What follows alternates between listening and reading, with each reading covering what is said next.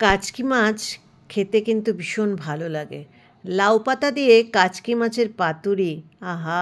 দিনটাই যেন জমে যাবে। চলো দেখে নিই কীভাবে বানাচ্ছি। হাই এভরিওয়ান, আমি উমা বলছি উমস কুকিং ল্যাব থেকে। সবাই ভালো আছো তো? আমাদের কাচকি মাছ লাগবে, পেঁয়াজ কুচি, কাঁচা লঙ্কা, ধনেপাতা কুচি লাগবে। আমি কাচকি মাছ দিয়ে আজকে দুটো রেসিপি তোমাদের সাথে শেয়ার করব, আর খুব সহজ রেসিপি।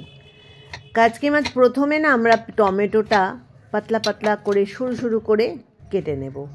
প্রায় কুচি কুচি করে কেটে নিলাম।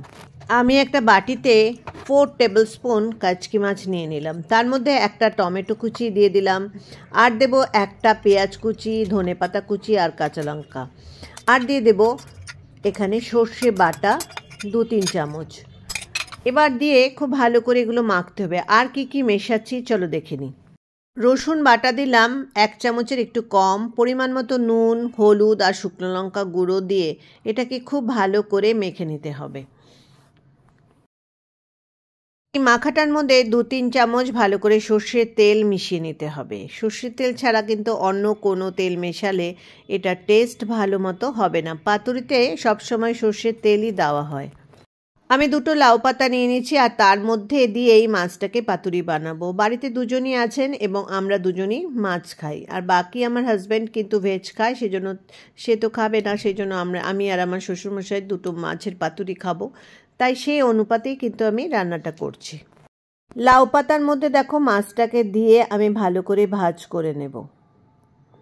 আর যেভাবে ভাজ করছি সেভাবে ভাজ করলে কিন্তু এটা সুতো দিয়ে বাঁধারও কোনো প্রয়োজন পড়বে না। আমি কিন্তু পাতুরির জন্য যে মাছটা রেডি করেছি দেখো, এটা বাঁধিনি, কিন্তু এটা একটা প্লেট থেকে আরেকটা প্লেটে নিলাম, কিন্তু এটা খুলে গেল না। এইভাবে আরেকটা মাছ আমি রেডি করে নিব। পাতুরিগুলো সব দেখো মোড়ানো হয়ে গেছে। এবার একটা ননস্টিক প্যানের মধ্যে সর্ষের তেল আমি গ্রিস করে নিলাম। এর মধ্যে আমি পাতুরিগুলো করব। পাতুরিগুলো অনেকেই ভেজে করে, কিন্তু আমি এখানে সেকে করব, কারণ পাতুরি তো সবসময় পোড়া হবে। এবার উপর থেকে ঢাকা দিয়ে দিলাম। দুটো পাতুরি আমি একদম আঁচটা মিডিয়াম টু স্লো করে ঢাকা দিয়ে দিলাম, এবং দুপাশটায় আমি 4 মিনিট করে 8 মিনিট উল্টে পাল্টে সেকে নিচ্ছি মিডিয়াম টু স্লো ফ্লেমে, যতক্ষণ না পর্যন্ত লাউ পাতাগুলো একদম মুচমুচে হয়ে যাচ্ছে।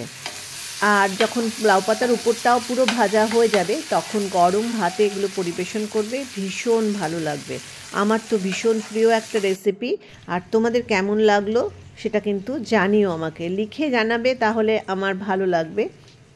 পাতুরির সাথে সাথে আরেকটা রেসিপি শেয়ার করছি, সেটা হচ্ছে কাচকি মাছের ভাপা।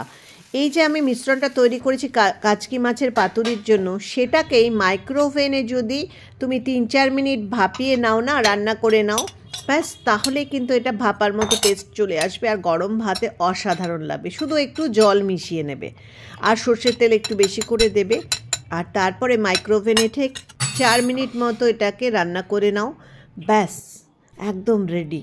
কেমন লাগলো দুটো রেসিপি জানাতে কিন্তু ভুলো না, প্লিজ লাইক করে দিও।